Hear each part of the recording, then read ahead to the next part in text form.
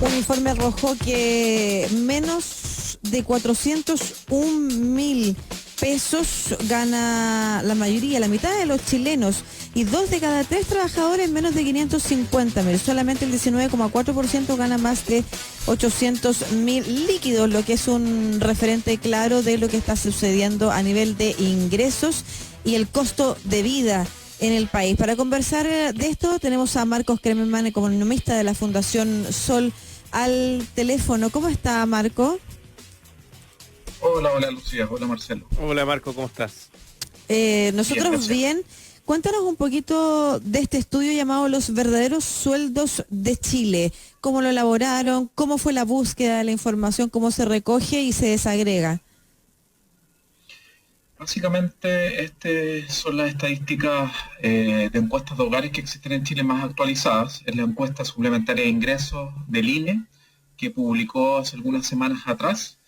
Corresponde al trimestre octubre y diciembre de 2019.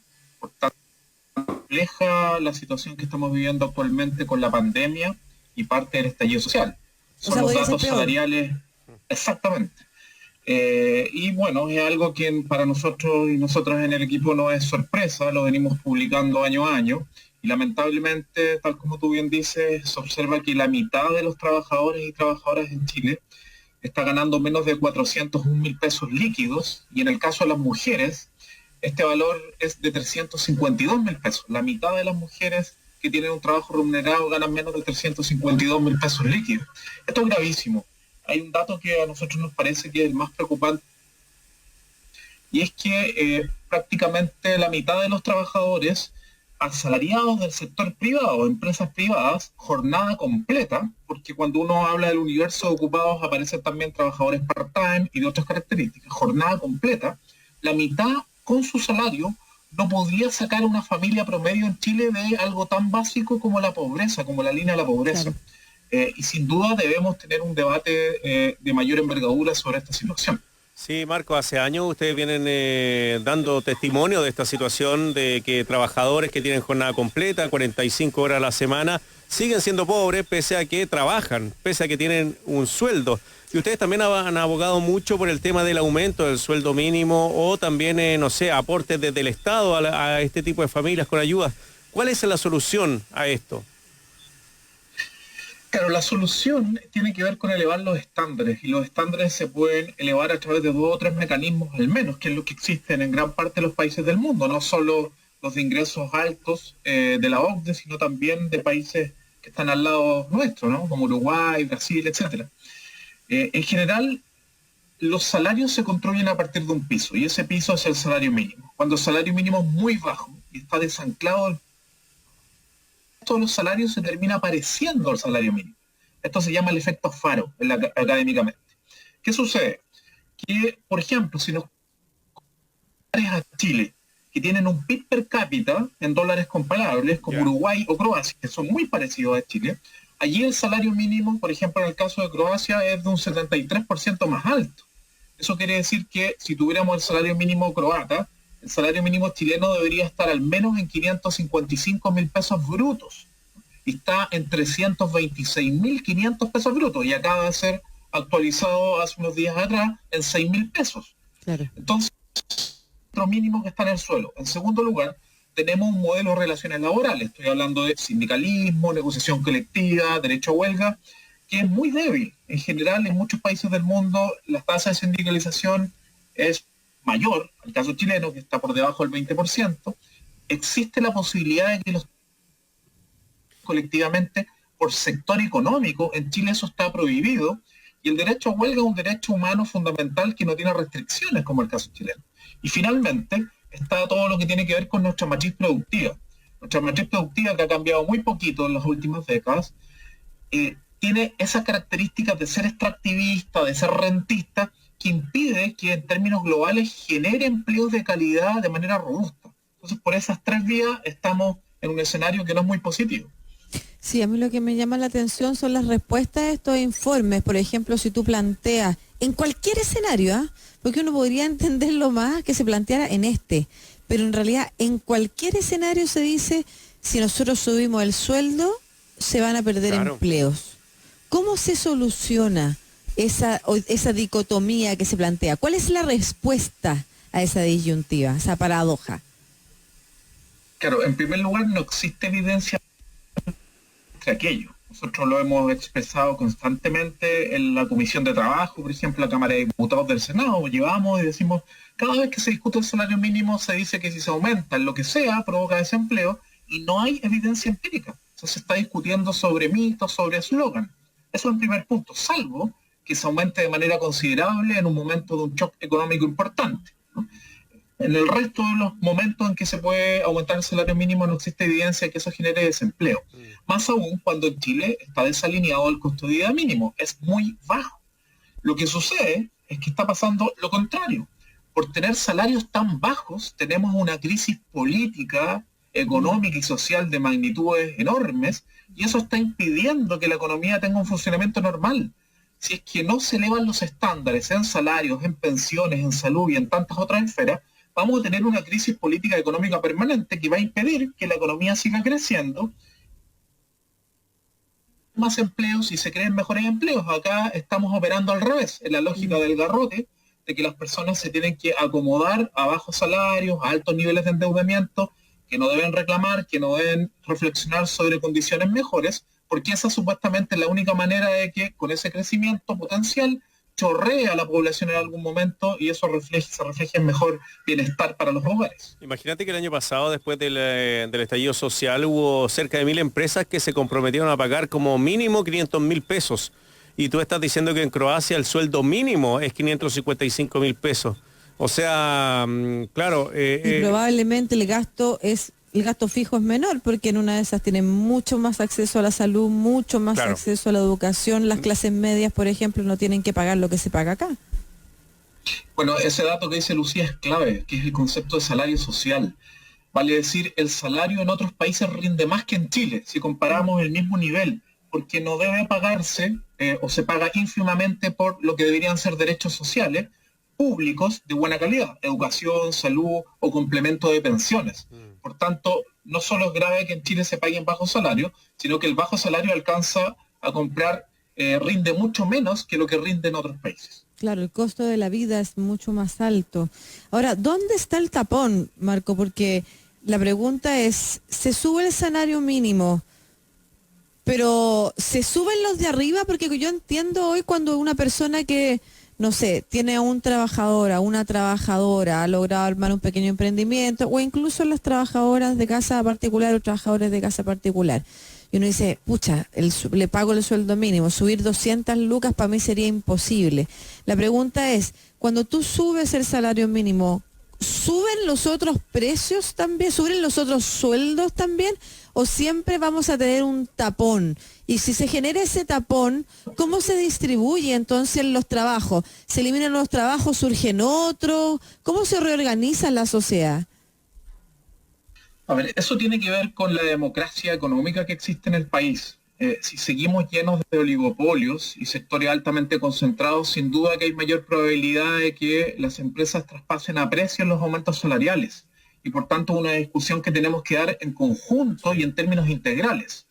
Por eso nosotros, ahora viene la negociación de abril del salario mínimo, y yo creo que es muy importante que estamos en un proceso constituyente, pensar no solo en cambios de políticas puntuales, sino pensar en políticas de mediano plazo. Nosotros vamos a hacer una propuesta que justamente piense en un reajuste del salario mínimo de aquí a los próximos 2 a 3 años, para llegar al menos al valor. Lleguemos a un salario mínimo líquido que hoy día debería estar en 456.000 pesos, que es la línea de la pobreza para un hogar promedio, o 555.000 pesos brutos. Eso puede hacerse a través de un subsidio temporal a las empresas más pequeñitas para que puedan acomodarse a este periodo donde se normalice la situación laboral en Chile. Porque claramente, para alguien que paga el mínimo y se le sube 200.000 pesos rápidamente, es un choque importante por una empresa muy pequeñita. Pero la gran pregunta es, ¿por qué nos acostumbramos a funcionar con salarios tan bajos si el costo de vida es tan alto? Ahí está el desacople. Entonces tenemos que normalizar esa situación. Sí, ¿qué pasa con lo que dicen que los trabajadores chilenos no están tan capacitados o no tienen tanta educación como para llegar a tener un sueldo más alto del que se le paga? Bueno, ese es un argumento permanente, que tú probablemente lo hemos escuchado en los 90, el 95, el 2000, el 2010 y así. pero cada vez los años de escolaridad de la fuerza de trabajo ocupada aumenta y aumenta. Entonces, ¿qué? ¿Tenemos que llegar todos a hacer doctorados para que eso se refleje en buenos salarios? No, aquí hay un problema fundamental y es que no existe simetría o cierta simetría de poder o democracia económica para que los aumentos de productividad, porque la productividad del trabajo sí ha aumentado permanentemente en los últimos 20 años. Claro, y los ricos son más ricos. Total, no. Hay más riqueza en el país, lo que significa que surge de algo. Eso es porque la pregunta es la siguiente. ¿Cómo es posible que un país que cada vez tiene un PIB per cápita más alto y un PIB general más alto, y hemos crecido, tenemos complicaciones en este periodo, pero hemos crecido en el largo plazo, ¿por qué los salarios no pueden crecer? ¿No? ¿Por qué los empleos se hacen más precarios en un país más rico de lo que era hace 10 o 15 años atrás? ¿O hay más inestabilidad? Eso es algo incoherente teóricamente, ¿no? De hecho, la promesa del sistema capitalista es que en la medida que vamos a tener más tiempo de ocio y no vamos a tener problemas materiales en términos generales. Y eso no está sucediendo y tenemos que tener ese debate, y para ello tienen que removerse ciertas instituciones que provocan este tipo de resultados, y tienen que removerse ciertas prácticas que naturalizan el hecho de que una persona gane 50 o 100 veces más que otra. ¿Cuáles son esas instituciones, Marco? Hay varias, ¿no?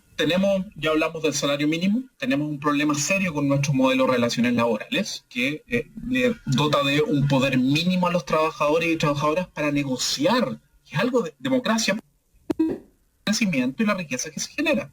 Tenemos un problema serio con nuestro sistema tributario, es un sistema tributario que en la academia se menciona como pro-rico, ¿no? Que los grandes grupos económicos pueden acumular sin contrapesos. ¿Por qué? Porque eso permite que después se genere crecimiento, se generen empleos y se nos cortó. ¿No? Marco, ahí, sí, es que se quedó pegada la imagen. Por favor, sí. Retoma. Sí, perdón, decía que junto con tener un problema con nuestro sistema tributario importante, que es pro-rico y favorece a los grandes grupos económicos, que es regresivo, también tenemos un problema importante con nuestro sistema de pensiones, que no solo paga bajas pensiones, sino que los fondos los invierten en los grandes grupos económicos y se acentúa esta matriz productiva que no genera empleos de buena calidad. Los fondos previsionales no le llega a la empresa pequeña, a una cooperativa o a una startup con cierta innovación, sino que reproduce justamente lo que estamos hablando en estos momentos. Sí, a mí lo único que quiero saber es cómo nos podemos asegurar que subiendo los sueldos mínimos no sea el 80% del país el que gane el sueldo mínimo bajo. O sea, ¿me entiendes? Es lo que te quiero decir cuando tú mencionas en el estudio que hay 2 de cada 3 trabajadores que ganan 550.000 pesos líquidos. En el fondo, el 20% solamente gana sobre 800. Supongamos que subimos los sueldos. ¿Solamente se van a quedar más personas en el mismo pozo, en el mismo lugar? ¿Cómo se asegura que el subir el sueldo mínimo, o qué dice la experiencia respecto de que subiendo otros precios, o sea, los otros sueldos deben subir? Y por supuesto que me imagino que hay alguien arriba que tendrá que ganar menos, pero ¿cómo se distribuye eso? Claro, este efecto faro del salario mínimo justamente lo que provoca es que si tú subes el piso, el resto de la distribución salarial se ajuste hacia arriba. Hay un efecto inmediato que es el efecto de las gratificaciones. Las gratificaciones es un componente que teóricamente está asociado al reparto de utilidades, que está fijado por ley, y que las empresas lo que han hecho es transformarlo en un costo fijo. Sí. Por tanto, se le paga un sueldo base, en muchos casos que equivalente al salario mínimo, y se le paga una gratificación, que hoy día para algunas empresas es aproximadamente 120.000 pesos mensuales. Entonces, si tú subes el salario mínimo, por ejemplo, ojalá prontamente a 550.000 pesos, que es el valor que estamos conversando, más las gratificaciones, ya un grupo quedaría en 670.000 pesos brutos, ¿no? Por ley debería subir. Y la economía tiene que ajustarse a ese tipo de salarios, porque eso es lo que no se habla en general.